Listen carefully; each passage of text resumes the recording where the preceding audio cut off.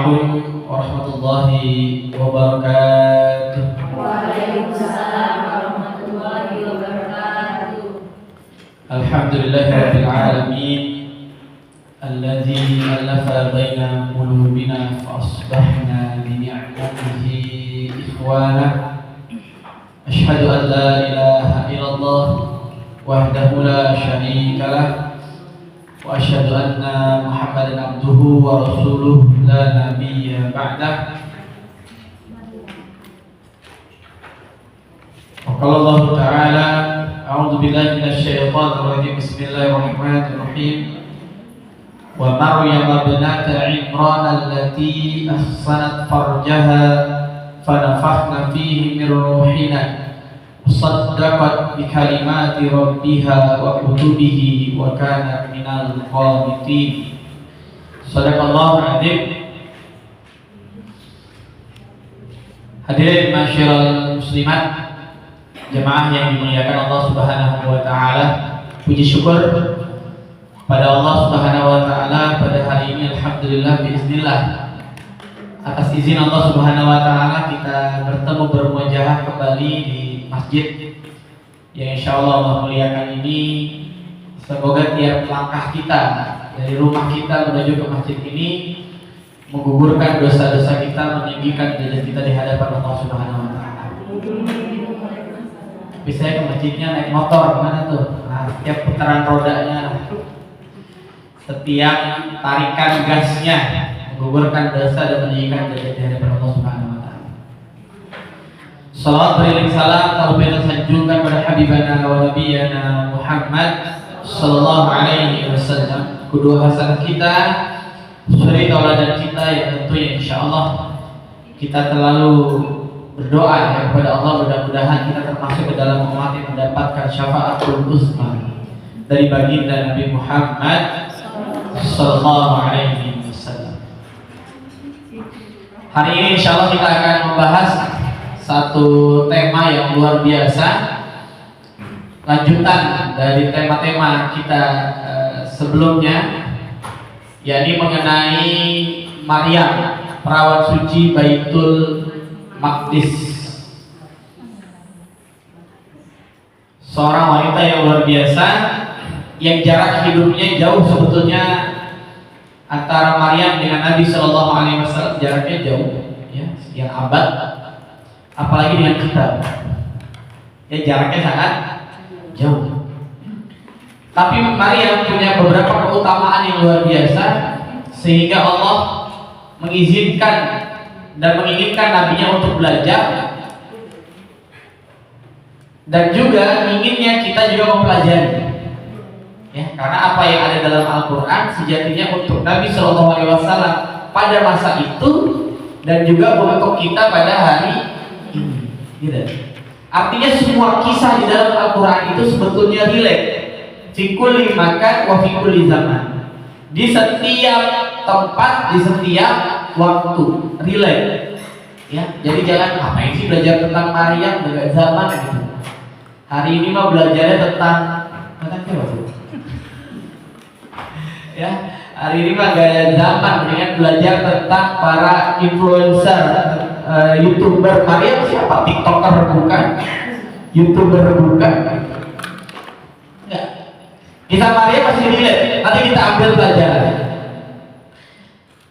Nah, tadi saya kemukakan di awal pembukaan bahwa saking relate-nya Allah mengutip dan menyatakan kisah tentang Maryam itu sebagai seorang wanita yang luar biasa taat.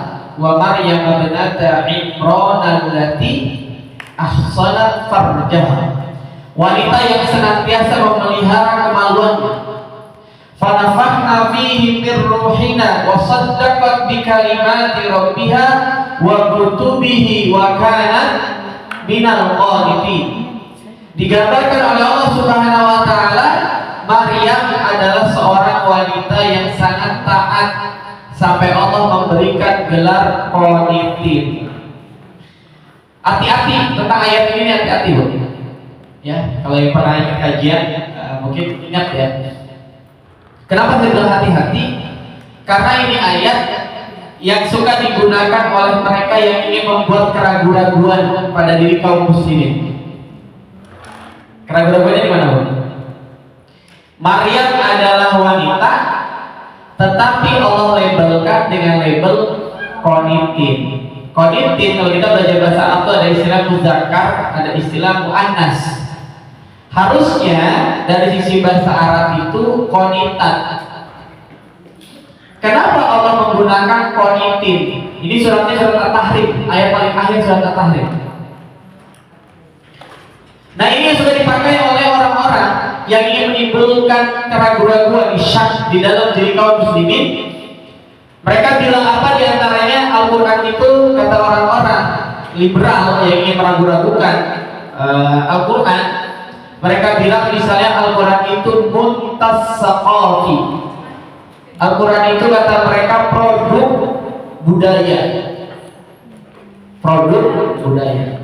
Padahal kalau kita mendefinisikan budaya itu apa? Budaya itu apa? Pengertian budaya itu apa? Definisi budaya itu apa? Hah? Budaya itu apa? Budaya? Ada istiadat. Definisinya apa itu? Kalau kita merujuk pada seorang antropolog, misalnya Kunchara Ningrat, ya, dia bikin buku dasar-dasar antropologi, profesor di UI. Dia bilang budaya itu segala cipta karsa rasa manusia. Jadi budaya itu adalah segala ciptaan manusia. Berupa apa? Berupa tari-tarian kah? Berupa pakaian kah? Gitu ya. Itu budaya. Jadi budaya itu buatannya manusia. Sama dengan Gilin dan Gilin juga bilang gitu. Gilin dan Gilin juga bilang budaya itu adalah produknya manusia. Maka kalau Al-Quran dilabelkan muntasaqati oleh orang liberal, maka seakan-akan menyatakan Al-Quran itu adalah buatan manusia. Kan gitu. Kalau buatan manusia, maka wajar kalau ada kesalahan itu kita mau digiring ke arah sana. Jadi hati-hati dengan kalimat muntasaqati, ya. Quran itu katanya produk budaya. Budaya berarti buatan manusia. Sehingga apa? Wajar kalau ada kesalahan, maka dibutuhkan revisi segala macam itu. Atau misalnya sekarang agak lebih smooth dibilangnya Quran itu kalamullah wa kalamur rasul gitu. Hari ini yang lagi rame ya, yang lagi rame di dunia pemikiran itu, Quran itu dibilangnya adalah kalamullah dan kalamur rasul. Kita membantah itu. Ya, mudah-mudahan tidak ada yang tidak bersepakat dengan saya dalam hal ini ya. Kita membantah bahwa Quran adalah kalamullah, bukan kalam Rasul. Adapun kalam Rasul yang di dalam Al-Quran itu sudah dibentuk dengan menggunakan kalamullah. Jadi kayak contoh ada pernyataan Nabi Ibrahim kan itu, ada pernyataan Maryam nanti. Apakah kita bisa bilang berarti Quran adalah kalam Maryam? Bahkan di dalam Al-Quran ada perkataan iblis. Apakah kita bisa bilang Quran adalah kalam iblis? Kan tidak mungkin. Gitu loh. Quran adalah kalamullah. Adapun yang kemudian kalam Rasul tetapi maknanya dari Allah Subhanahu wa taala, maka kita mengenal istilahnya hadis qudsi. Kan gitu.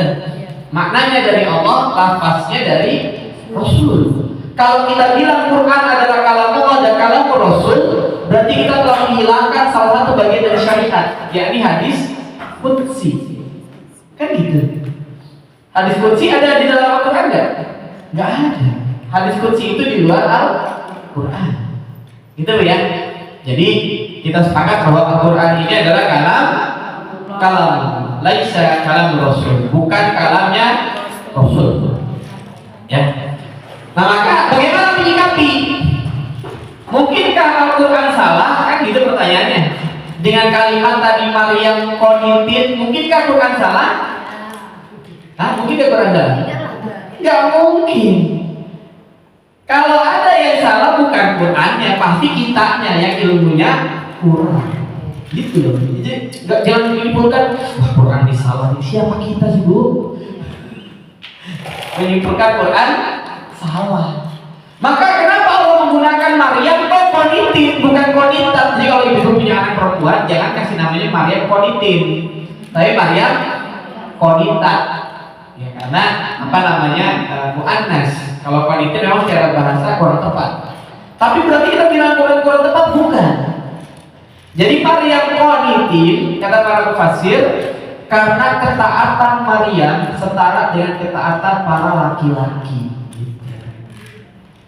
Jadi bukan kesalahan redaksi, tapi para ulama ingin menggambarkan bahwa Allah mau menggambarkan kepada kita semua, Maryam ini adalah seorang wanita, tetapi ketaatannya Maryam itu setara dengan ketaatan para laki-laki. Ya, kata para ulama yang taat dari kalangan laki-laki banyak, yang sedikit dari kalangan yang taat dari kalangan wanita sedikit. Dari yang sedikit itu diantaranya adalah Maryam. Jadi penyebutan kata qonitin bukan kesalahan, tetapi Allah ingin mensejajarkan ketaatan Maryam walaupun seorang wanita, tapi ketaatannya setara dengan ketaatan para laki-laki. Jadi kalau Maryam ini laki-laki mungkin ya jadi nabi itu gitu. Saking taat. Gitu ya Bu ya. Jadi bukan Quran yang jadi ini bekal buat kita, buat saya pribadi dan kita semua. Kalau kita baca Quran terus, ini kok kalimatnya anehnya, salah di Quran, jangan dikumpulkan gitu Bu. Emang itu fasir. Ya, jangan langsung ini salah di Quran, jangan. Tapi baca tafsirnya, tanya kepada ahlinya gitu ya Bu ya.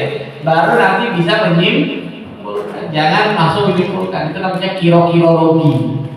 Boleh nggak beribadah dengan kiro-kirologi? Nggak boleh ya. Beragama kiro-kirologi nggak boleh. Buat anak aja nggak boleh coba-coba gitu, apalagi dalam beragama ya. Nah hal ini diperkuat dengan pernyataan dari Aisyah radhiyallahu anha. Jadi Aisyah meriwayatkan sebuah hadis bahwasanya Nabi bersabda, kata Nabi Shallallahu Alaihi Wasallam, Sayyidatun nisa'i ahlil jannati arba'. Pemuka wanita ahli surga itu ada 4. Ada nggak nama ibu di dalamnya? Kita cek. Ya. Sayyidatun nisa'i ahli jannah arba'. Ya. Pemuka wanita di dalam surga itu ada berapa? Arba', ada 4. Yang pertama adalah Maryam bintu Imran. Yang pertama adalah Maryam binti Imran. Ini mau kita bahas. Yang kedua, wa Fatimah bintu Rasulullah sallallahu alaihi wasallam. Yang kedua adalah Fatimah, putrinya Rasulullah sallallahu alaihi wasallam. Yang ketiga, wa Khadijah bintu Khuwailid. Yang ketiga adalah Khadijah binti Khuwailid. Yang keempat wa Asiyah. Yang keempat adalah Asiyah. Asiyah binti siapa? Kemarin siapa ya? Binti Mujahid. Binti Mujahid. Muzahid. Mujahid ya. Ya. Ini yang materi kita bulan lalu ya, bulan lalu. Asiyah binti Muzahid. Jadi dari 4 ini udah kita bahas, berarti berapa? Baru 2 ya. Baru Asiyah dengan Maryam. Berarti nanti Khadijah dan Fatimah juga jangan lupa. Insyaallah udah kita bahas pertemuan ya.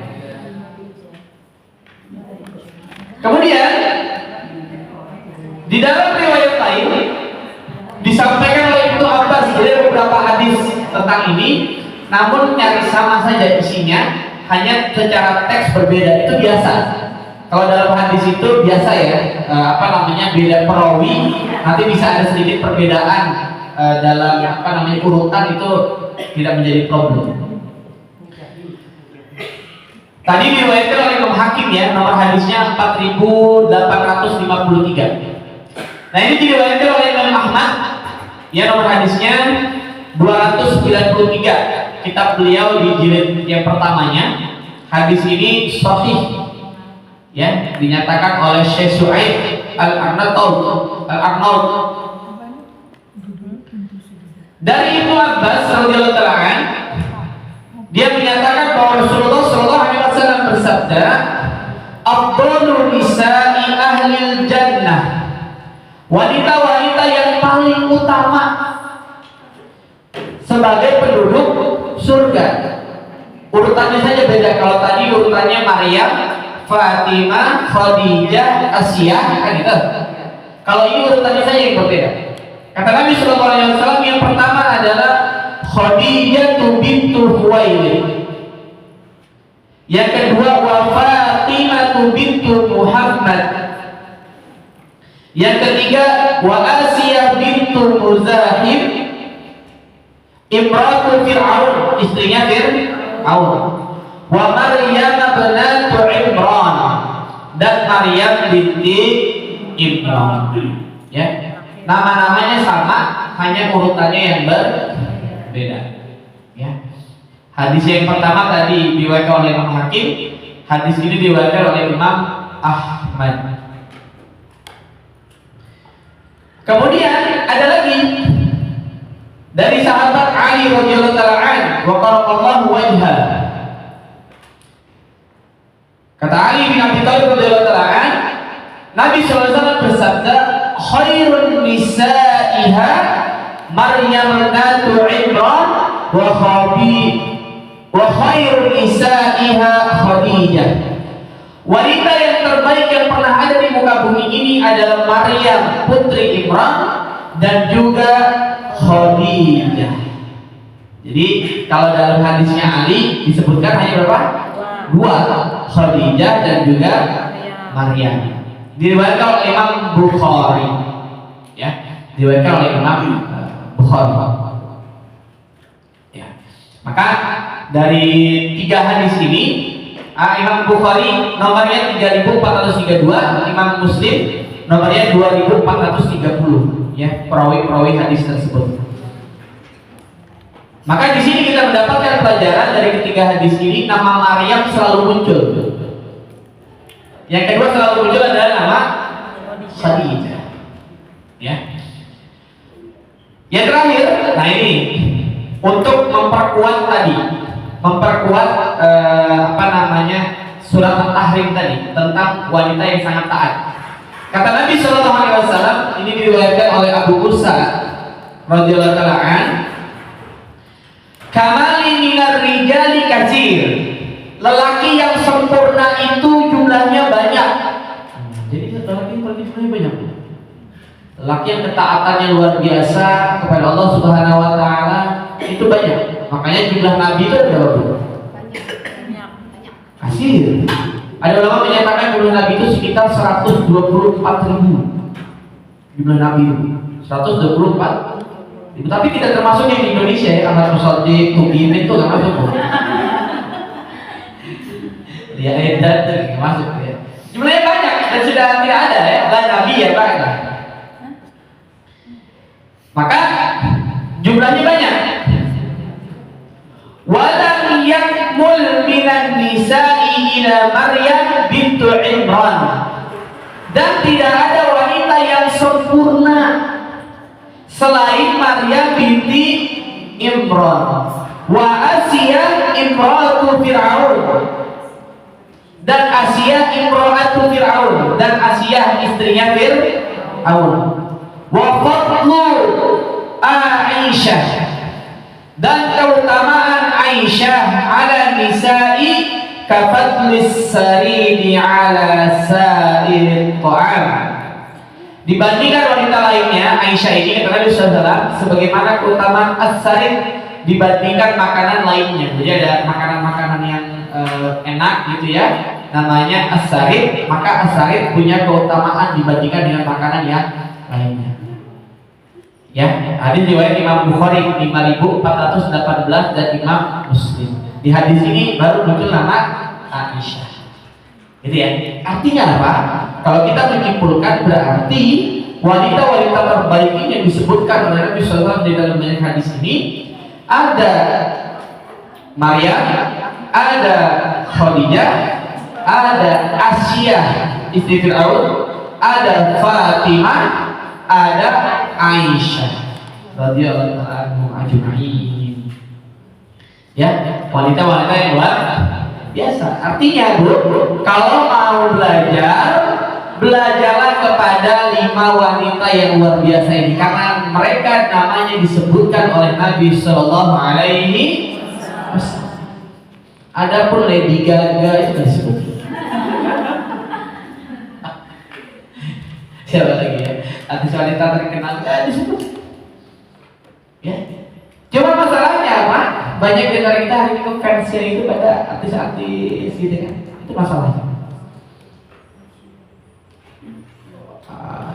Banyak juga wanita-wanita fansnya pada artis-artis laki-laki Korea. Sedih ya, saya pernah ya waktu di pondok itu ada pemeriksaan di kamar santri. Kemudian saya diminta oleh beberapa ustazah untuk mensupervisi gitu. Jadi yang periksa itu ustazah di kamarnya ahwat, saya di depan. Terus tiba-tiba mereka datang, Ustaz, dapat hasil razzianya begitu. Foto-foto artis Korea ini banyak banget, ya Allah. Itu kalau ditanya sama santrinya mungkin ini bapak kamu bukan. Ini siapa? Gak kenal mungkin. Kebayarin SPP enggak? Bayarin SPP enggak? Kasih uang jajan enggak? Yang harus kita tahu tuh foto bapaknya gitu kan, foto ibunya, ini foto artis gak jelas. Tapi yang terjadi kan ini? Kita salah dalam mencari tauladan. Kita salah dalam ngefans. Makanya kalau Ustaz saya selalu bilang, kalian kalau ngefans itu biasa aja kalau sama orang. Selama orang itu masih hidup, biasa aja. Karena orang hidup hari ini benar, besok berpotensi salah. Tapi kalau mau ngefans orang sudah meninggal dunia. Karena hidupnya sudah selesai. Kita sudah tahu ujung kehidupannya gimana. Meninggalnya husnul khotimah enggak? Tapi kalau orang masih hidup, sediakanlah kekecewaan. Jangan 100% ngefans gitu. Ntar akhirnya kecewa. Ya. Makanya jangan pernah bergantung, jangan pernah ngefans pada makhluk sampai 100%. Ya. Kayak dulu ada Agim misalnya, luar biasa, begini tiba-tiba beliau nikah lagi, jemaahnya bukan. Tapi sekarang rame lagi ya. Artinya biasa saja kepada manusia. Karena namanya makhluk Allah Subhanahu Wa Taala, ya muqallibal qulub tsabbit qulubina ala. Hari ini lagi rame karena ada ustaz meditasi. Ya, ada ustaz meditasi. Ramai kemudian membahas, bukan ustaz juga tiba-tiba membahas gitu. Ramai banget di dunia persilatan. Gimana hukumnya meditasi? Ya pada didefinisikan dulu apa yang dimaksud dengan meditasi itu. Kalau meditasi yang dimaksud adalah membaca wirid-wirid tertentu yang tidak diajarkan oleh sunnah, meditasi yang dimaksud adalah mengikuti ritual agama-agama tertentu, maka ini jelas haram, batil. Tidak boleh kita bertasyabbuh, tidak boleh kita memirip-miripkan dengan agama. Ngapain meditasi? Sholat itu meditasi bukan? Sholat itu sebetulnya lebih dari meditasi. Kan gitu, meditasi mungkin butuh ruang tertentu, butuh musik-musik tertentu kan gitu kan? Ada yang pernah meditasi kan? Saya nggak tahu. Ini lagi ramai di dunia persilatan ya. Saya bilang, kalau saya ikut-ikutan. Ya ini pelajaran buat kita bahwa sekelas ustaz pun, ya namanya setan terus hati-hati. Termasuk buat saya pribadi ya, doakan kita bisa semua istiqomah. Karena afdhalul karamah luzumul istiqomah. Jadi berat istiqomah yang berat. Yang ringan apa loh? Istirahat ya. Maka saling mendoakan. Jadi yang di depan ini bukan berarti lebih baik, kita sama-sama belajar. Jadi ini lagi rame loh. Akhirnya banyak kecewa sampai kasihannya si fulan ini, ustadz ini diblok ya, tidak boleh ngisi di beberapa masjid lagi karena dianggap ya agak-agak punya masalah lah cara berpikirnya. Tapi ini terjadi, ini fakta. Ini bukan gosip ya, ini cari gampang ya. Dan saya tidak menyebutkan orangnya kan ya, saya tidak menyebutkan orangnya. Cuma ini terjadi ya, bahwa ada kemudian seorang ustadz yang diketahui ikut meditasi. Mudah-mudahan kita berlindung dari Allah Subhanahu Wa Taala dari hal demikian. Bahkan saya pernah baca ada ustadz juga murtad juga. Ya, ada ustadz murtad. Nah, kita kembali ke tema kita. Jadi itu tadi keutamaan Maryam. Jadi luar biasa keutamaannya karena yang menyebutkan langsung adalah Nabi Muhammad Sallallahu Alaihi Wasallam. Siapa yang meragukan? Ya kalau sudah Nabi yang menyebutkan berarti ini nama luar biasa. Kalau nama kita nggak disebut dulu ya. Kecuali di mana namanya Maryam, jadi namanya Maryam. Ya, ini disebutkan namanya, ini luar biasa dari sosoknya. Maka mengapa ini menjadi keluarga luar biasa? Maka kita perhatikan Maryam dari sisi nasab itu adalah putra dari Imran. Wa Maryam binata Imran. Maryam putri dari Imran. Maka kita telaah dulu. Bagaimana bisa hadir seorang anak yang soleh? Umumnya anak yang soleh lahir dari keluarga yang juga soleh. Saya ketemu dengan seorang Ustadz Kabir, ya, seorang doktor, masya Allah, tawadu beliau luar biasa, solehnya luar biasa, ilmunya luar biasa. Saya tanya Ustadz, dari keluarga kiai? Enggak, bukan. Bapak saya bukan kiai, ibunya Ustadz juga bukan kiai. Kok Ustadz jadi kiai? Ya, sekarang jadi punya pesantren, jadi tokoh besar. Kata beliau, orang tua saya orang biasa, petani. Cuman memang ketaatannya luar biasa, ibadahnya luar biasa, selalu mendoakan anak-anaknya dan selalu menjaga makanan buat anak-anaknya dari macam-macam. Ya. Orang biasa saja, dari keluarga biasa saja melahirkan seorang ulama besar. Ya. Umar bin Abdul Aziz, waktu beliau meninggal dunia, Bu, anaknya itu tidak mendapatkan banyak warisan. Ya, anaknya warisan sedikit. Tapi beliau karena kesolehan yang luar biasa, anaknya yang kemudian lahir waktu itu tidak mendapatkan warisan, ya hanya sedikit saja, itu menjadi orang-orang kaya lagi, berilmu dan alim. Sebaliknya ada seorang khalifah, ketika meninggal dunia mewariskan harta yang sangat banyak untuk anak-anaknya, tapi ternyata anaknya ketika dewasa menjadi anak yang fakir, bahkan menjadi pengemis. Ada apa? Kekuatan doa. Jadi kenapa kita harus soleh? Kenapa kita harus soleha? Karena kita ingin juga agar keturunan kita soleh. Jadi mana yang perlu kita wariskan banyak? Ilmu atau harta? Ilmu atau harta? Ilmu. Kalau ilmu yang akan menjaga dirinya.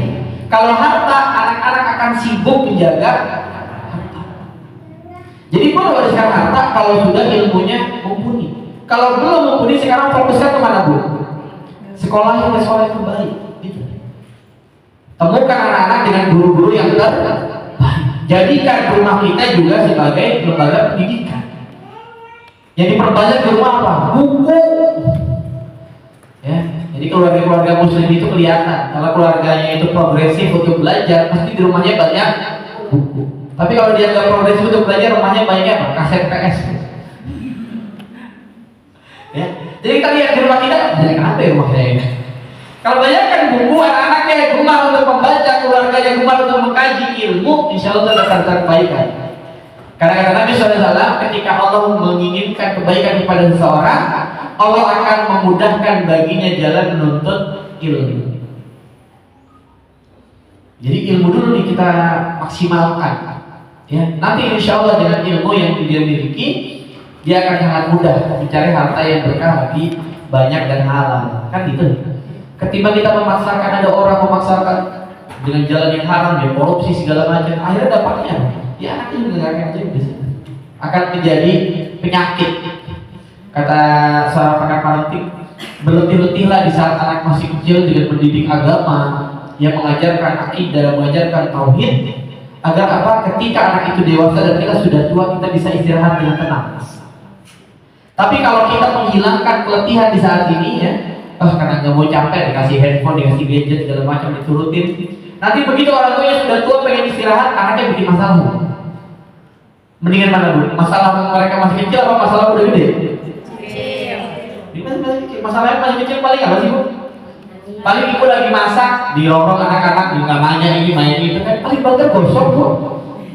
Betul, paling banter masakan gosok. Ini masakan gosok, telur gosok, bisa beli lagi telur berapa sih? Tapi kalau sudah masalahnya dilakukan oleh orang dewasa, masalahnya lebih kompleks. Naudzubillah min dzalik. Jangan sampai kita pengen hidup tenang di waktu tua kita, malah disibukkan dengan masalah-masalah. Jadi punya capek sekarang apa capek nanti? Capek sekarang yang punya anak kecil. Nah, jemaah yang Allah Subhanahu wa taala, maka kita perhatikan mengapa Maryam jadi luar biasa. Allah kemudian sambungkan Maryam dengan sang ayah. Wa Maryam ibnata Imran. Maka Nabi Shallallahu Alaihi Wasallam menyatakan kesolehan itu punya dampak. Kenapa di dalam memilih jodoh misalnya lelaki itu lihat baik akhlaknya, baik agamanya? Karena lelaki yang baik akhlak dan agamanya nanti punya dampak bagi keluarganya. Kenapa misalnya di dalam doa, di dalam surat Ibrahim, Rabbana hab lana min azwajina wa dzurriyyatina qurrata a'yun waj'alna lil muttaqina imama. Kenapa azwajina dulu baru kok Rabbana hab lana min azwajina wa dzurriyyatina? Kenapa azwajina dulu baru dzurriyyatina? Kenapa pasangan dulu baru keturunan? Karena gak mungkin punya keturunan tanpa pasangan, kecuali Maryam nanti yang kita bahas. Tetapi juga kata para ulama, kesolehan pasangan akan punya dampak pada zuriyah. Jadi kalau kita mau punya anak-anak yang soleh-soleha, siapa yang harus kita soleh-solehin dulu? Kita dulu. Kemudian sebelah kita, gitu kan? Kalau laki-laki ya istrinya, kalau istri ya kemudian suami. Sekarang yang banyak terjadi, istrinya Masya Allah rajin ngaji, betul loh. Rabu pagi jam 8.30 udah hadir di sini, Masya Allah. Ustadznya telat 5 menit. Mohon maaf ya, karena lagi nyiapin besok mau ada tamu. Jadi saya kelewatan lagi beres-beres, kelewatan. Ya, Rabu ngaji, Senin ngaji, Selasa ngaji, tidak ada hari tanpa ngaji, Masya Allah. Banyak kayak gitu. Tapi ternyata suaminya yang agak telat akselerasinya. Ya, bahkan suaminya pakai celana pendek kemana-mana. Ada kayak gitu nggak? Ada. Suaminya bahkan mungkin belum sholat berjamaah. Padahal harusnya kan kebalik. Ya, tapi nggak apa-apa. Tidak ada kata terlambat. Ya, mudah-mudahan dengan keaktifan ibu di pengajian, lama-lama kemudian bilang ke suaminya, ayo dong ayah, masa aku doang yang kan ini tugas kita bersama mendidik. Karena pendidikan terbaik dengan apa? Dengan contoh. Ya, kalau anak itu sering lihat ibunya ngaji, anak itu sering lihat bapak ibunya sholat, ya anak-anak itu pasti akan ikut. Tapi kalau anak-anak itu pernah lihat ibu bapaknya sholat, nggak pernah lihat ibu bapaknya ngaji, anak suruh ngaji, kira-kira gimana? Kecil dia ngaji, udah gede ibu nyuruh-nyuruh, ibu aja nggak pernah ngaji, gitu ya. Anak-anak mulai berani kan, mulai kritis. Makanya kita perhatikan ada pengaruh dari keluarganya. Saya bacakan surat Al-Imran. A'udzu billahi minasy syaithanir rajim. Innallaha astafa Adam wa Nuhan wa ala Ibrahim wa ala Imran 'alal 'alamin dzurriyyatan ba'daha min ba'din wallahu samii'un 'alim. Sesungguhnya Allah telah membeli Adam, Nuh, keluarga Ibrahim dan keluarga Imran melebihi segala umat di masa mereka masing-masing. Jadi keluarga Nabi Adam, keluarga Nuh, keluarga Ibrahim, keluarga Imran ini dipilih oleh Allah Subhanahu wa taala di zaman masing-masing sebagai satu keturunan yang sebagiannya dari yang lain, dan Allah Maha mendengar lagi Maha mengetahui. Yang mereka nanti keturunan-keturunannya ada yang luar biasa. Ya, ada yang luar biasa. Di antaranya adalah dari Nabi Adam, Nabi Nuh, keluarga Ibrahim dan juga keluarga Imran. Nah, keluarga Imran ini dinisbatkan kepada seseorang bernama Imran bin Hasan bin Al-Azhar bin Al-Yud. Nanti nyambungnya kata para ulama, nembusnya sampai kepada Nabi Sulaiman bin Daud alaihi salam. Jadi Imran ini bukan nabi. Imran bukan nabi, Maryam juga bukan nabi. Tetapi kalau ditarik asapnya itu nanti nembus sampai kepada Nabi Sulaiman bin Daud. Ya, oleh orang barat disebut Solomon. Sulaiman itu. Daud oleh orang barat disebut David. Daud itu David. Kalau Jibril Gibril. Ibrahim Abraham. Yusuf Yosef. Ya. Ini apa namanya? Perbedaan redaksi dan cara menyebutnya. Kayak kita Maizon, Mijon.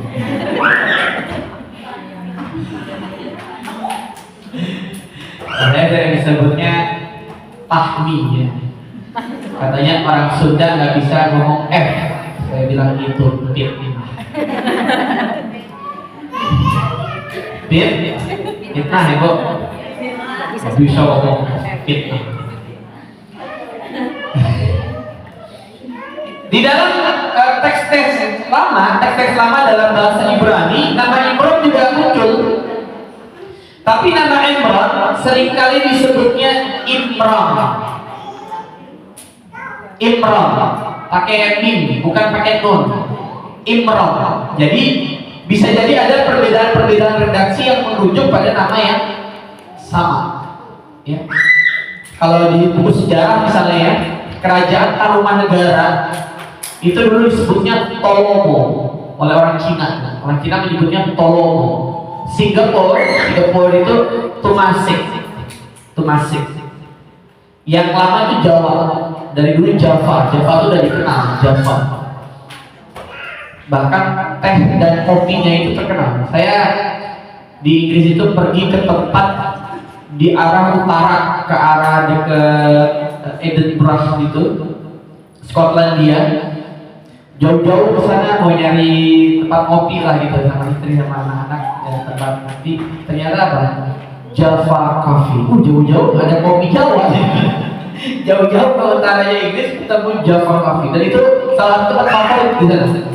Jadi kopi Jawa yang kita mungkin biasa saja, ternyata bagi orang luar itu luar biasa.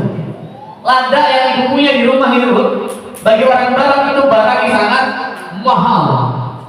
Lada hitam nih, orang barat kalau tahu di rumah kita ada hitam di aur-aur yang biasa aja dulu, mereka luar biasa amazing gitu ya. Jadi apa yang kita punya ternyata bagi orang lain bisa jadi sangat bernilai luar biasa. Jadi kalau kita ibu kalau Indonesia mah kalah sama orang barat, ibu bikin konten TikTok atau YouTube coba itu lada di aur-aur itu. Lihat nih, gitu loh. Itu bagi mereka tuh luar biasa. Karena di sana mahal, ya. Rempah-rempah itu barang yang makanya mereka menjajah sampai ke Indonesia. Nah, di sini kita bisa lihat bahwa nama Imran ternyata juga dijelaskan di dalam kitab-kitab terdahulu. Hanya saja tulisannya yang berbeda. Ya, yang berbeda. Kemudian disebutkan juga bahwa Imran ini masih keturunan dari Bani Israel. Masih keturunan dari Bani Israel. Namun ada jarak yang sangat jauh dengan Nabi Yakub, karena Israel itu nama lainnya siapa Bu? Nabi Yakub. Israel itu nama lainnya Nabi Yakub.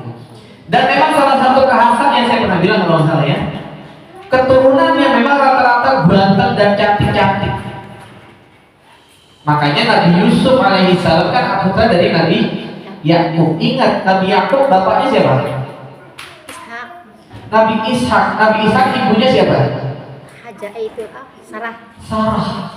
Ingat gak kenapa Nabi Ibrahim dikasih hadiah Hajar? Karena awalnya ada yang menggoda Sarah, karena Sarah ini sangat cantik. Gitu. Jadi gambaran kenapa Nabi Yusuf ganteng, ya memang karena ada efek turunan dari Sarah. Gitu. Jadi memang luar biasa dari Bani Israel itu dari sisi tampilan fisiknya.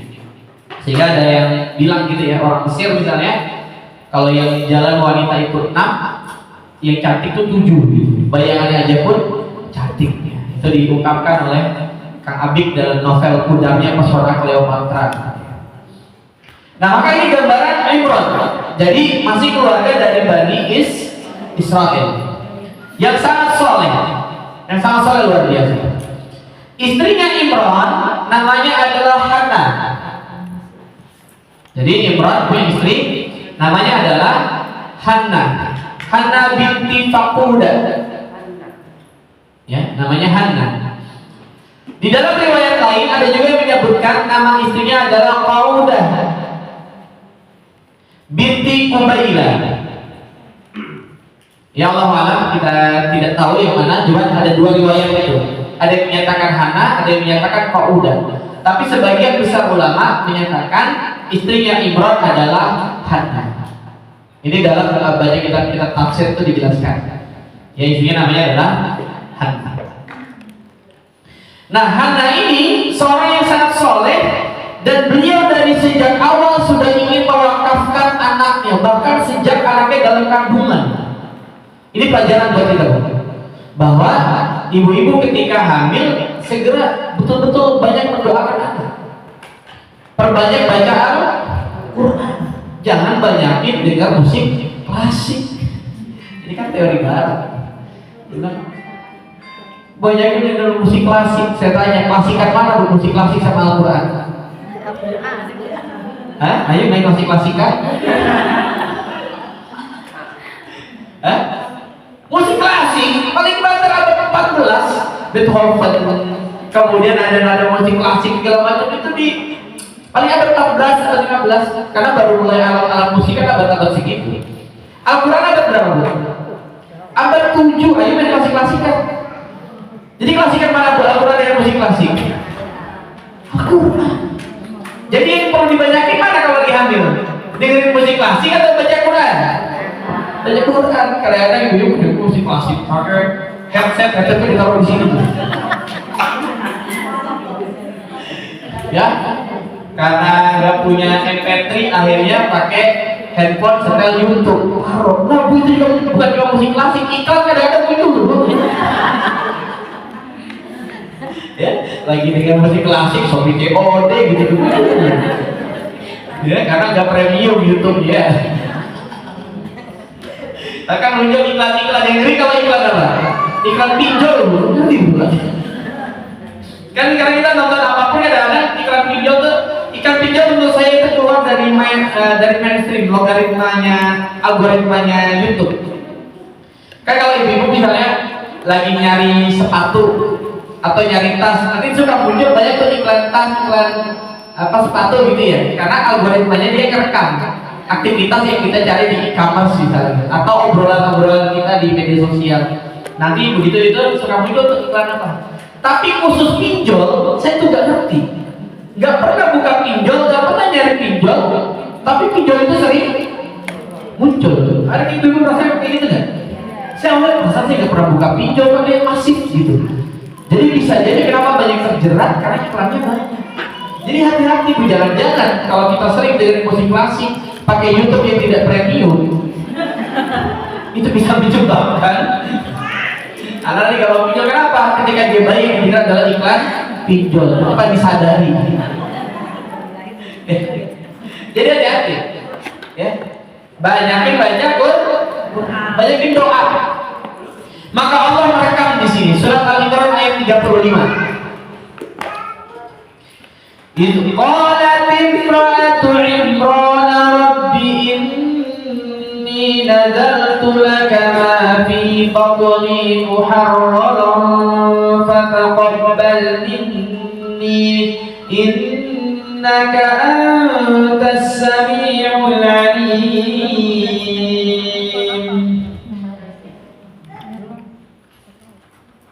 Ingatlah ketika إذ قالت امرأة Imran, ingatlah ketika istri Imran itu berdoa, Rabbi inni nazartu laka ma fi batni muharrara. Ya Rabb, sesungguhnya aku menazarkan kepada engkau apa yang ada batni, di dalam perutku ini, butun ya, dalam perutku ini. Kalau dalam bahasa Jermannya apa? Butun. Ya, butun. Bahasa apa tuh? Jerman ya. Dia berdoa agar di dalam kandunganku ini menjadi hamba yang soleh. dan juga berkhidmat di Baitul Maqdis.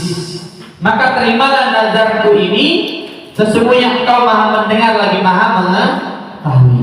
Jadi dari sejak awal istrinya ini sudah bernazar agar anak ini jadikan anak yang soleh dan anak yang kemudian berkhidmat di Baitul Maqdis.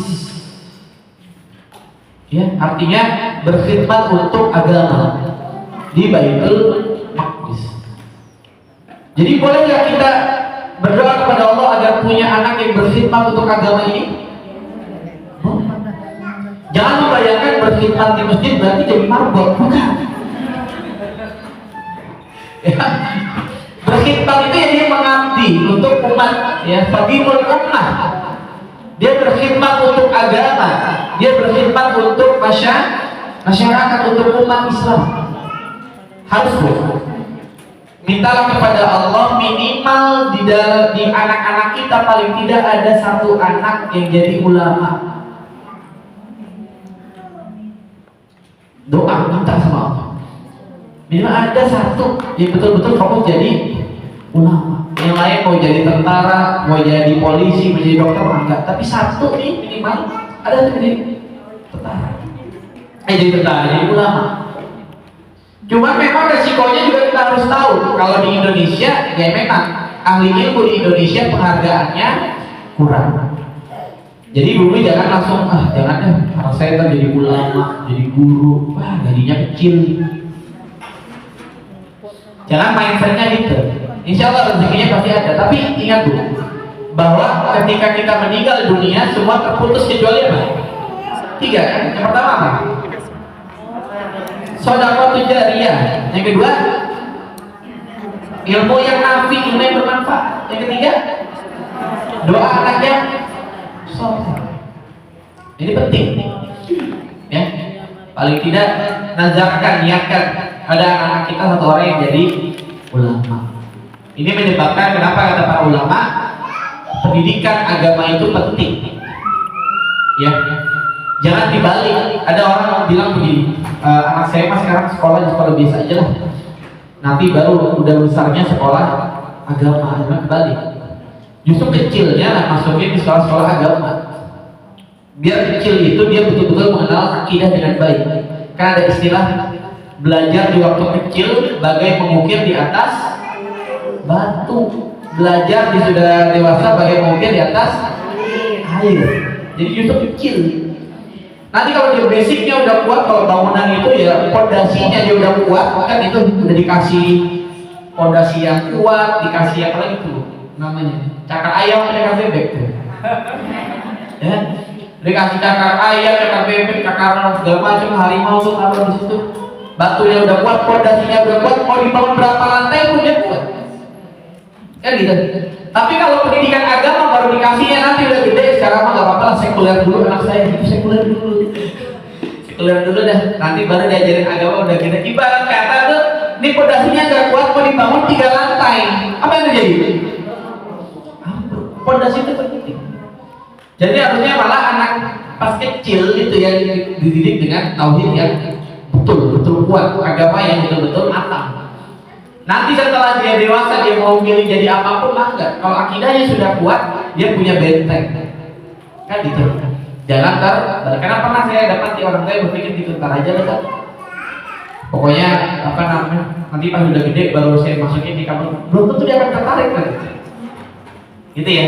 Jadi harusnya di waktu kecil. Nah ini pelajaran berharga bahwa Hana sudah berdoa untuk mewakafkan anaknya menjadi khadim di Baitul Maqdis. Kemudian Imran juga punya beberapa anak yang lain. Dikatakan para ulama,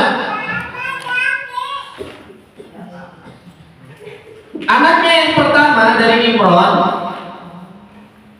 adalah Asya.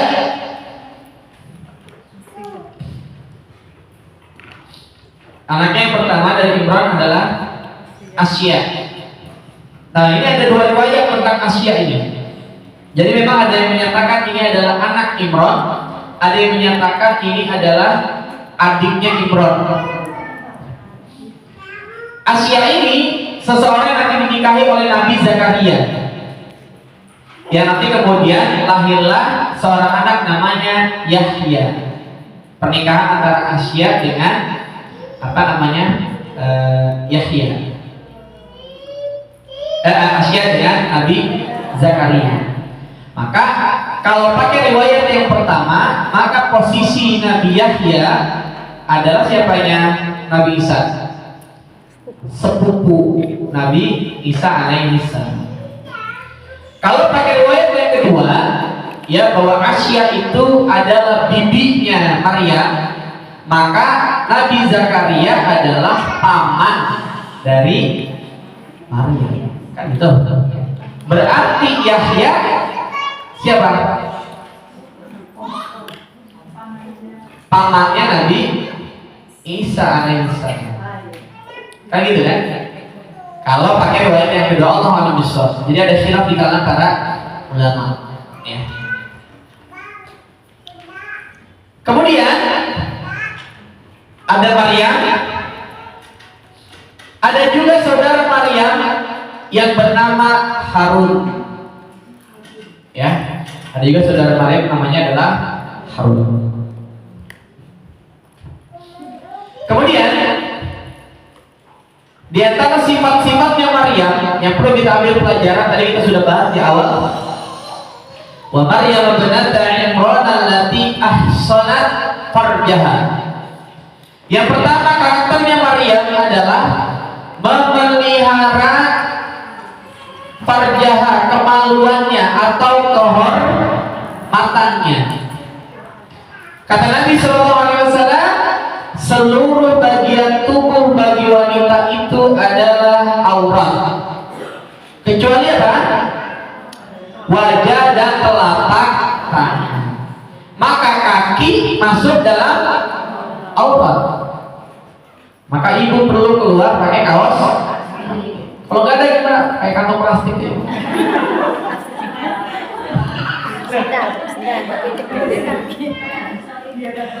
Karena Nabi bilang, ya, maka kehormatan wanita adalah ketika dia bisa memelihara kehormatannya, memelihara kemaluannya.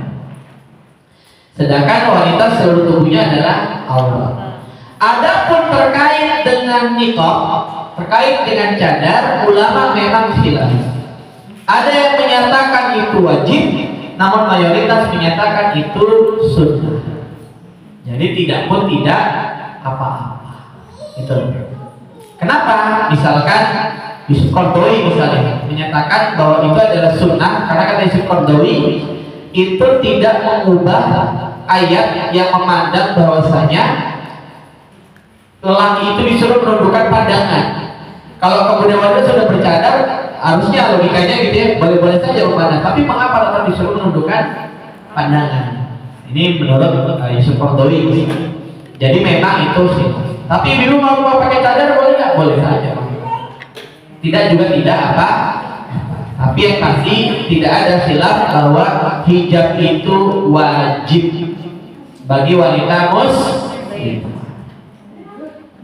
Terus gimana dong, ada seorang profesor bilang jilbab itu budaya? Ya silahkan, dia bertanggung jawab kepada Allah Subhanahu.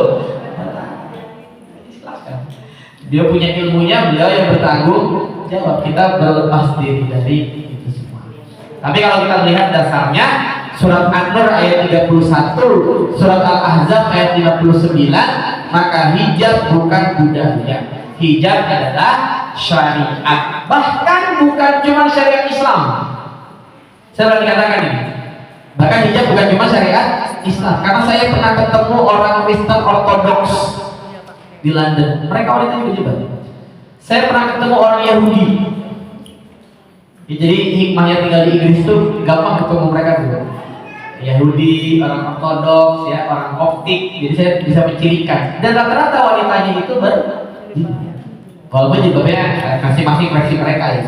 Atau kalau ibu pernah nonton dulu zaman-zaman Maria Mercedes gitu ya. Zebre Pendabu gitu ya. Itu banyak wanita-wanita itu yang wanita biarawati juga menggunakan hijab. Artinya memang agama-agama samawat dulu wanita-wanitanya berhijab. Tapi sekarang ketika ada profesor yang menyatakan itu budaya, kita berlepas diri. Allahu a'lam. Tapi kita meyakini dalam akidah kita bahwa hijab itu adalah wajib. Maka pelajaran berharga dari Maryam yang pertama, beliau senantiasa memelihara kehormatan. Ya, jadi kebayang ada hubungan relasi yang luar biasa. Ibunya doa agar anaknya soleh, akhirnya kemudian berbuah anak yang juga soleh. Ya. Walaupun nanti ada kasus juga di mana ada nabi melahirkan anak yang tidak soleh. Artinya memang ujian orang berbeda. Jadi fokuslah pada ujian masing-masing. Karena tiap orang sebetulnya punya ujian. Jangan pernah bilang dia enak banget ya kaya raya gak ada ujian. Siapa bilang? Gak tahu aja. Malam-malam dia gak bisa tidur. Kenapa? Di motor bukan yang mobil, pajak gimana bayar? Pusing aja gitu. Setiap orang punya ujiannya masing. Jadi jangan pernah kira dia mah enak masih gak ada ujian. Gak tahu aja. Betul loh? Berapa banyak artis yang katanya keren, ganteng, cantik, kaya raya, gak ada masalah finansial, cerai. Kan gitu. Jadi tiap orang punya problematika yang masing-masing. Cuman ada yang diceritakan di media sosial, storytelling, ada yang di-keep, gitu kan? Ada yang kita nggak tahu. Ngapain ngurusin urusan orang? Urusan kita aja masih banyak, betul loh? Fokus aja pada urusan kita.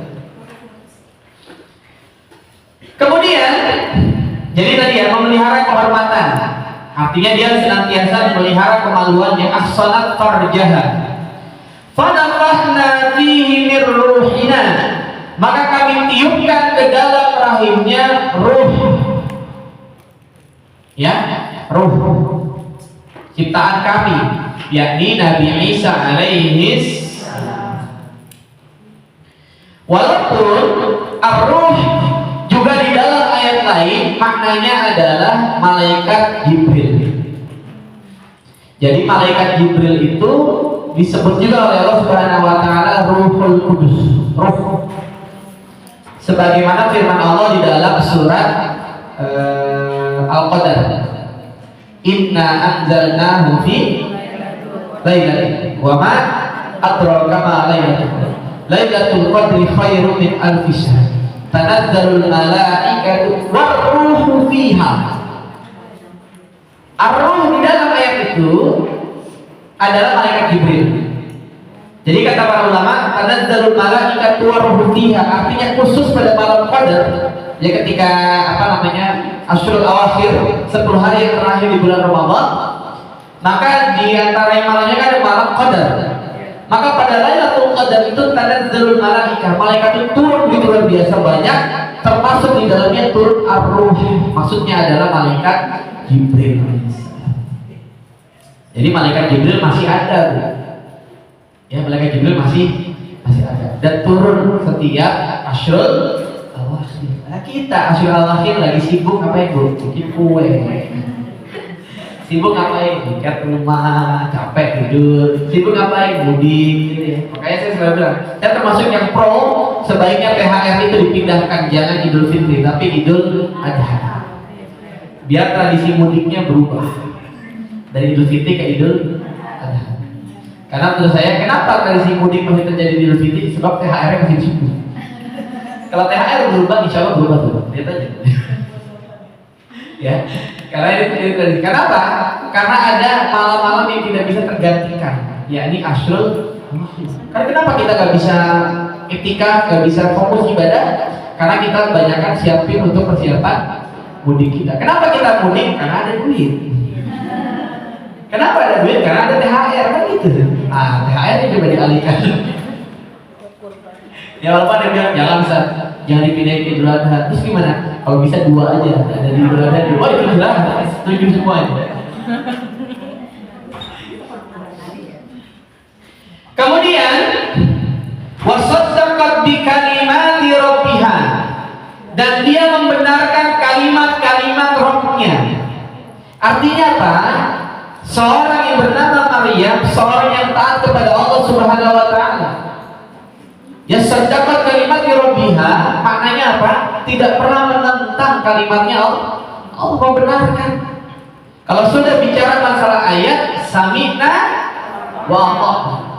Kemarin saya baru isi tuh di Cikang. Saya bilang kalau ibadah, udah ibadah itu al-usul fil ibadah al-haram. Kalau sudah masalah ibadah, dasar ibadah itu adalah haram. Kecuali ada dalil yang memerintahkan. Jadi kalau kita bicara masalahnya ibadah, dalilnya ada yang memerintahkan, udah itu aja, nggak usah debat. Tidak boleh ada improvisasi gitu loh. Jangan mentang-mentang udah ngaji lama tiba-tiba terfikirkan karena malam dapat dengar suara-suara gitu. Kadang-kadang gitu. Ya, hati-hati. Orang makin sholat itu kadang-kadang godaannya kayak gitu. Tiba-tiba mendengar ya, ibu soleh. Sholat malam gitu kan ya? Jadi sholat malam. Udah sore. Ibu yang soleh. Besok subuh gak usah 2 rakaat. Jadikan 3 rakaat. Salah ini. Jangan kemudian langsung wah ini saya udah dapat ilham di semalam nih. Ya mulai hari ini sholat tidak lagi 2 rakaat tapi 3 rakaat gitu. Gak bisa. Mulai hari ini saya dilatih menjadi nabi aja. Ini karena kasus ini pernah kita kalau salah. Orang yang mengaku jadi Jibril waktu itu ya. Dia ternyata adalah wanita solehah pada dasarnya. Yang rajin zikir, rajin sholat malam, terus tiba-tiba dia mendengar suara-suara gaib yang mengangkat dia menjadi malaikat Jibril. Begitu ditangkap, ditanya juga tuh si Ahmad Musaddiq. Ahmad Musaddiq kan ngaku jadi nabi, ini ngaku jadi Jibril. Ditanya saling kenal nggak? Nggak saling kenal. Gimana malaikat sama nabi nggak saling kenal? Jadi ini nabi dapat wahyu dari siapa? Ini malaikat nyampe wahyu ke siapa? Nggak saling kenal. Tapi hati-hati, hati-hati. Jadi pernah ada kisah gitu. Ada ulama yang sangat soleh luar biasa, dia mendengar suara gaib bahwa tidak lagi perlu sholat. Ya karena ibadahnya semua sudah diterima, maka dia berpikir nggak mungkin. Karena syariat ini sudah lengkap. Syariat ini sudah lengkap. Tidak mungkin. Lawang Nabi bu, makhluk manusia paling soleh di muka bumi ini kan Nabi Muhammad Sallallahu Alaihi Wasallam. Sholat sampai kakinya bukan bengkak. Sampai Aisyah radhiyallahu anha bertanya pada Nabi, apa kata Aisyah? Ya Rasulullah, engkau dijamin masuk surga. Ngapain lagi ibadah sampai kayak gini? Padahal dijamin masuk surga. Ibadah sampai kakinya bengkak. Apa kata Nabi? Apakah tidak boleh aku bersyukur? Kita dijamin surga nggak bu? Dijamin surga enggak? Udah punya tiket surga? Belum.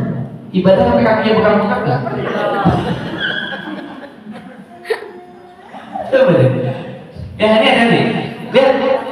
Wasaddaqat bi kalimati rabbiha. Artinya beliau sangat taat membenarkan semua kalimat-kalimatnya Allah Subhanahu wa taala.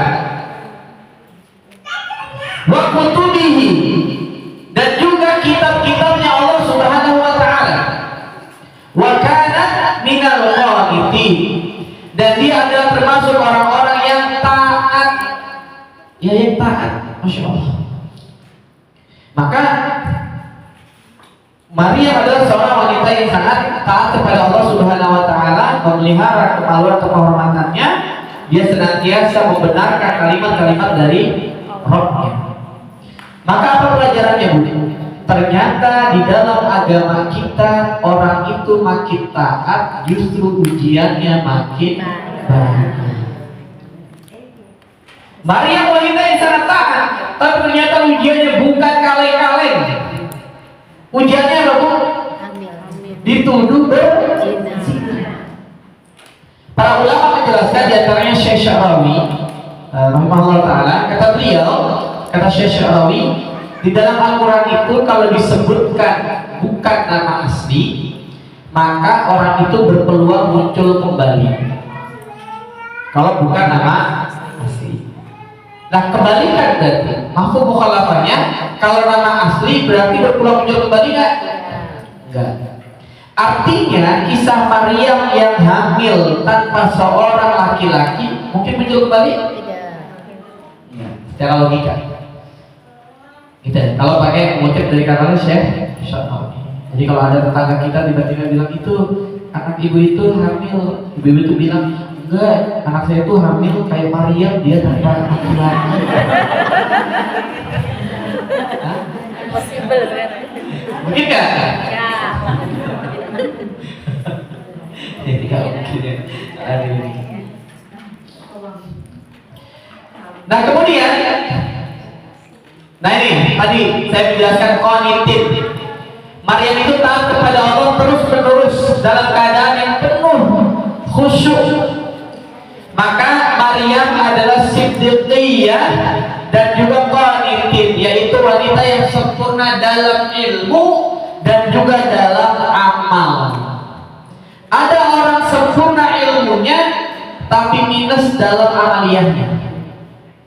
Kalau ditanya hukum sholat dia tahu, ditanya hukum zakat dia tahu, ditanya hukum haji, tanya apapun dia tahu. Tapi ditanya udah sholat belum? Belum. Ditanya udah mengamalkan belum? Ya. Atau sebaliknya ada orang yang dia beramalnya luar biasa tapi dia tidak tahu ilmunya. Yang terbaik yang mana bu? Tahu ilmunya dan juga dia. Karena apa? Orang yang beramal tanpa ilmu dia gampang disesatkan oleh setan. Ya, dia beramal tapi tanpa ilmu, gampang ribut. Kenapa Indonesia ini kita sering banget ribut? Karena di antara kita kebanyakan beramal tanpa ilmu. Akhirnya diprovokasi sedikit ribut.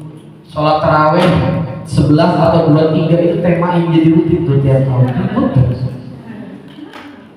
Padahal juga lama. Kan gitu. Lebaran kita beda hari misalnya, ribut terus. Padahal baik yang duluan atau belakangan coba tanya, pasti sama-sama bilang 1 Syawal.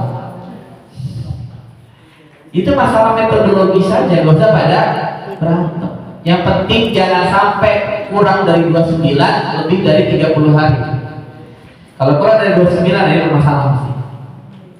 Ya. Jadi mari kita bijak. Caranya bijak bagaimana dengan berilmu. Jadi kata para ulama di sini, Maryam itu sempurna dari sisi ilmu dan juga amal. Kata Syekh Mustafa Al-Adawi dalam kitab beliau At-Tasil Li-Ta'wil At-Tanzil Juz'u Qad Sami'a halaman 383, beliau menyatakan bahwa Maryam itu qanitin. Kenapa? Karena memang ketaatannya setara dengan ketaatan para laki-laki. Beliau kemudian mengutip surat Maryam ayat 28. Ya akhta Harun, ma kana abuki ra'asawin wa ma kanat ummuki baghiyah. Wahai saudara perempuan Harun, ayahmu sekali-kali bukanlah seorang yang jahat dan ibumu sekali-kali bukanlah seorang pezina. Jadi kesempurnaan ketaatannya Maryam karena circle-nya dia itu orang baik semua. Bapak ibunya orang yang taat, sepupunya tadi Yahya. Ya kalau misalnya itu adalah apa namanya dari Zakaria tadi ya, maka sepupunya adalah Yahya. Kalau dia adalah kakak berarti keponakannya. Zakaria berarti adalah saudaranya kan, saudara ipar. Jadi bayangkan ayah ibunya orang taat, saudaranya nabi. Ada Nabi Zakaria, ada Nabi Yahya. Kemudian ada saudaranya lagi Harun. Anaknya juga Nabi. Circle-nya itu orang baik semua. Circle-nya orang baik. Maka apa pelajarannya Bu? Penting memilih circle. Penting memilih lingkungan. Lingkungan itu akan mempengaruhi cara kita berpikir. Saya para ulama bilang ad-daru qabla jarru. Pilihlah al-jarru qabla daru. Pilihlah tetangga sebelum memilih rumah. Jadi pilih tetangga dulu, pilih lingkungannya dulu, baru memilih rumahnya. Jadi lingkungan itu punya pengaruh yang sangat penting. Gitu betul. Jadi kenapa Maryam luar biasa ya? Karena lingkungannya lihat. Orang tuanya soleh soleha, lingkungannya para nabi. Ya masya Allah. Kalau sekarang ada nggak lingkungan nabi? Ada.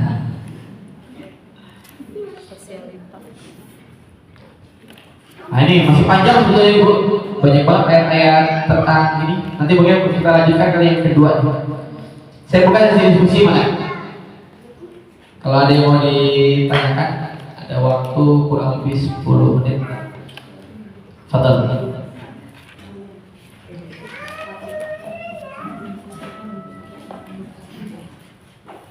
Tadi Maryam ayat 28 Ibu. Ini nanti kita bagi dua saja. Silakan, ada yang mau ditanyakan? Ini baru tentang keluarganya Maryam nih. Belum tentang Maryam dengan Nabi Isa ya. Sampai beliau divonis berzina itu. Silakan, ada yang mau ditanyakan? Saya buka diskusi dulu.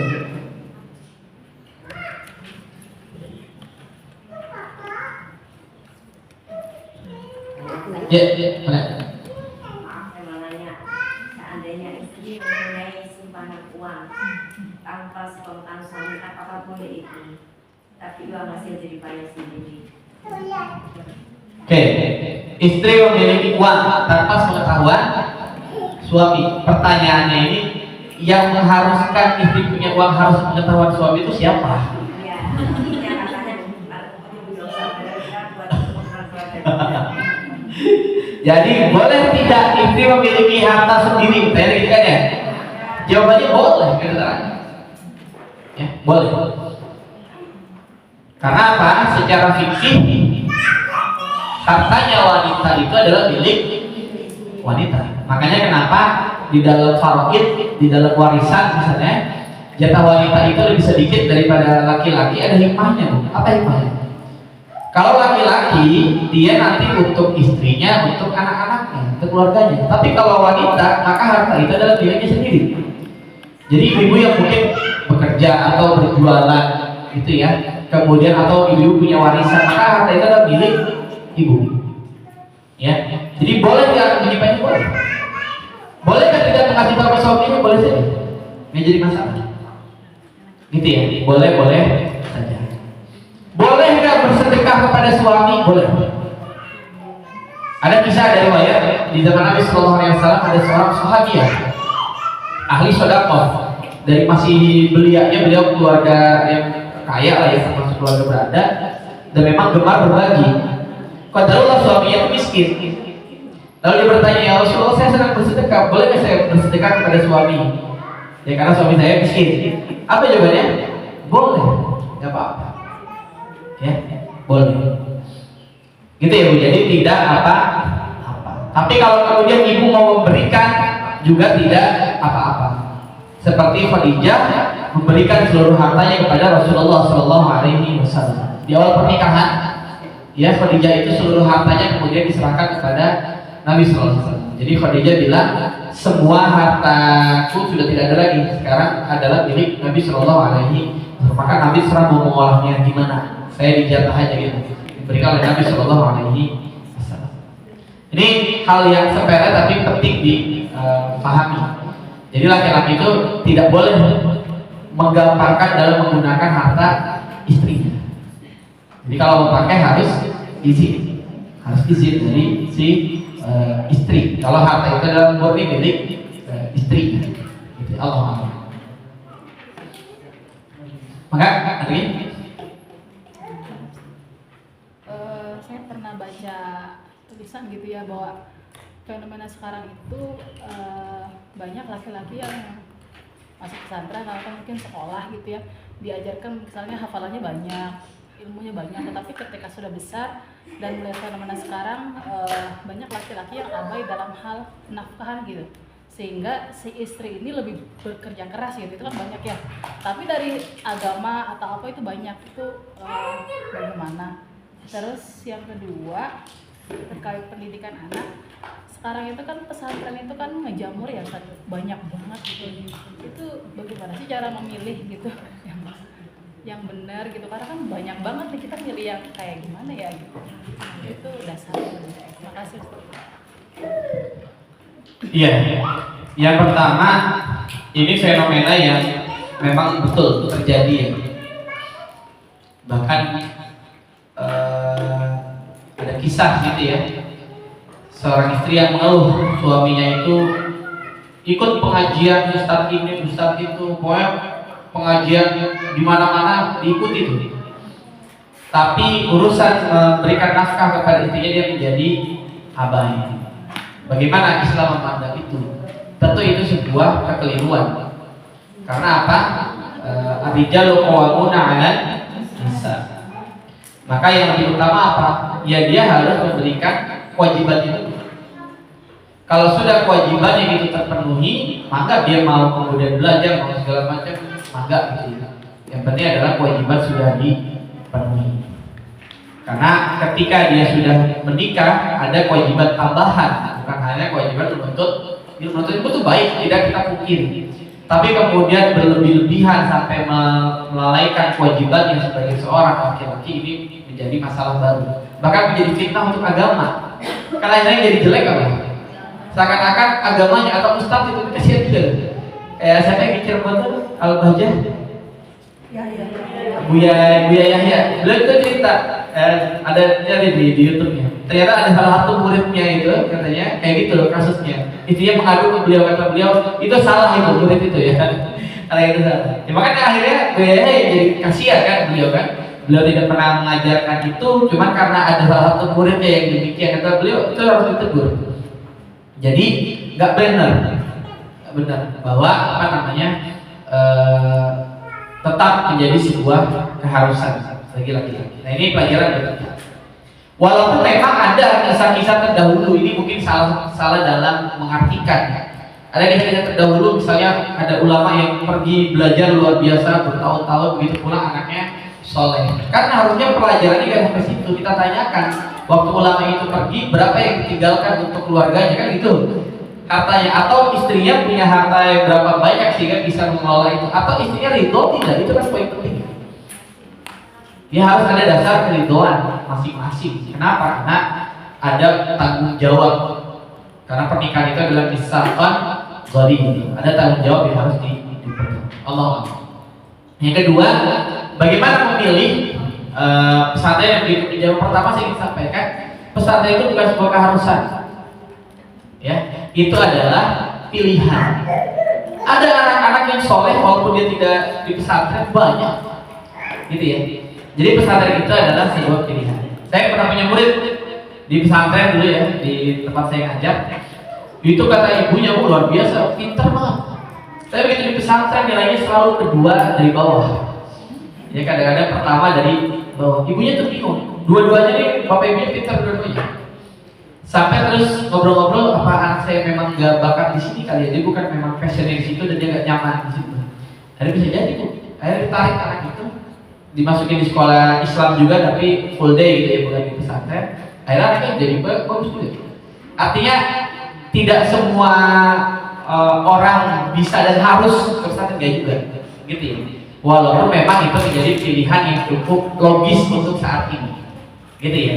Di tengah gandrungnya anak-anak main handphone dan seterusnya itu jadi pilihan yang cukup logis. Tapi tidak semua kemudian harus gitu, nggak juga. Karena pendidikan terdekat dari rumah. Bagaimana memilihnya? Yang pertama kalau saya punya standarnya, yang pertama adalah di akidahnya harus ditelusuri. Jangan sampai akidahnya menyimpang, ya. Ahlus sunnah wal jamaah dan mati kan gitu ya. Yang kedua, sesuaikan dengan passionnya anak dan juga kebutuhan kita. Ada anak-anak yang mungkin hafalannya sangat bagus gitu ya, hafalannya sangat bagus dan dia sangat luar biasa cepat, ya masukkan dia ke pondok-pondok tahfiz misalnya. Ada yang mungkin dia hafalannya biasa saja tapi dia punya passion di bahasa atau dia passion di sains, ya maka cari yang mungkin dia bukan pesantren tahfiz tapi dia menonjol dari sisi sains atau sisi bahasanya. Ya tergantung kebutuhan. Karena apa, tiap anak pasti punya keunggulannya masing-masing gitu kan. Anak yang ngafalnya aja lambat dimasukin ke pesantren tahfiz mungkin dia akan lulus. Karena targetnya tinggi. Tapi sebaliknya anak-anak yang pintar ngafalnya dimasukin ke pesantren yang sains, jadi bingung. Biasanya ngafal tiba-tiba ada robotik, ada apa lagi gitu ya. Nah itu jadi tergantung. Dan terakhir adalah tergantung dengan budget kita ya. Ini agak penting. Karena mohon maaf, menurut saya bentuk kezaliman ketika kita masukkan anak tidak sesuai dengan budget. Begitu kemudian ditagih bayar, kita mengeluh pesantren kok mahal. Lah, dulu masukin siapa? Gak ada yang maksa. Maka kita dari awal sudah tahu. Karena kenapa ada pesantren yang sangat mahal? Ada yang untuk menciptakan kelas-kelas. Kenapa, Bu? Karena dulu orang itu tidak minat masuk pesantren. Kenapa? Karena orang-orang yang kaya raya melihat anaknya Allah tidur rame-rame di ampar-ampar itu gak tega. Tapi sekarang saya pernah di sini di daerah itu ya, di Fatjidikya Madani, kalau ada nanti di Serpong ya. Saya pernah ngisi di sana diundang. Saya tanya ini berapa masuknya? 150 juta. Tapi rame, artinya ada kelasnya gitu. Memang ada orang-orang yang kelasnya di situ gitu. Yang saya datang aja dari dalam sana ada mobil golf itu gitu. Keren amat itu Ustaz. Jadi itu kembali kepada kita. Yang kasihan adalah tadi udah masukin dia ngeluh nih pesantren mahal banget awalnya gimana? Karena apa, Bu? Ketika kita menunda pembayaran SPP anak-anak kita, di situ ada ustaz-ustaz, ada ustazah, ada guru-gurunya, kan kita pengen ada keberkahan ilmu juga ya. Mereka juga di sana bekerja gitu. Kita ingin mereka fokus mengajar anak-anak kita. Lah kita keluh pesantren mahal siapa suruh gitu. Jadi maksud saya sesuaikan dengan diri kita. Ibu-ibu yang tabungannya tidak berseri, ya masukkan sekolah-sekolah yang elit. Tapi kita yang memang secara penghasilan biasa saja cari yang sesuai dengan budget kita. Dan saya sekali lagi sampaikan itu adalah salah satu pilihan. Ya. Tidak memisahkan gimana juga apa. Tidak semua anak cocok di pesantren. Tapi saran saya, kebetulan anak saya di pesantren ya pertama. Kalau memang mau pesantrenkan, jangan pernah dipaksa. Jadi anak saya mondok akhirnya keinginan dia sendiri. Tugas saya hanya kelas 4, dia kelas 4, kelas 5 SD waktu itu saya keliling ke pondok kawan-kawan saya gitu ya. Kawan saya ngajar di sini, ajak main gitu. Ini main-main aja. Main-main, baru begitu dia kelas 5, kelas 6 saya bilang kamu silakan pilih mau SMP-nya di mana. Abi Umi gak akan memaksa. Silakan mau pilih mau pesantren ataupun tidak, kembali kepada pilihanmu. Pokoknya gak ada paksaan. Lalu agama Islamnya gak ada maksud. La ikroha fiddin, bagi pesantren. Ternyata dia bilang, Abi kamu mau masuk pesantren, pesantrennya ini gitu. Kita fasilitasi gitu kan. Jadi kita memperkenalkan. Tapi tadi saya bilang banyak anak yang soleh luar biasa walaupun bukan background pesantren gitu. Ya. Tapi memang tempat terbaik untuk belajar agama bagi saya saat ini memang adalah pesantren. Kenapa? Ya karena ya pengawasan dan seterusnya lah yang kita tahu di mana. Allah cukup ya. Mudah-mudahan bermanfaat untuk diri saya pribadi dan jemaah pada umumnya. Semoga Allah memudahkan hari-hari kita, makin giat kita, makin semangat belajar dan makin semangat mengamalkannya. Amin ya rabbal alamin. Kita juga yang mengucapkan hamdalah alhamdulillahirabbil. Kita doa dari astagfirullahaladzim astagfirullahaladzim Allahumma sholli ala sayyidina Muhammadin fil awwalin wal akhirin wa barik wa sallim wa radhiyallahu ta'ala an sahabati Rasulillah ajma'in. Amin amin ya rabbal alamin. Alhamdulillahirabbil alamin. Hamdan lillahi hamdan syakirin hamdan afin ya kafi majid. Rabbana hab lana min azwajina wa dhurriyyatina qurrata a'yun waj'alna lil muttaqina imama. Rabbi fir lana wa liwalidina warhamhum kama rabbawna shighara. Rabbana atina fid dunya hasanah wa fil akhirati hasanah wa qina adzaban nar. Subhana rabbika rabbil izzati amma yasifun wa salamun 'alal mursalin walhamdulillahi rabbil alamin. Assalamualaikum warahmatullahi wabarakatuh.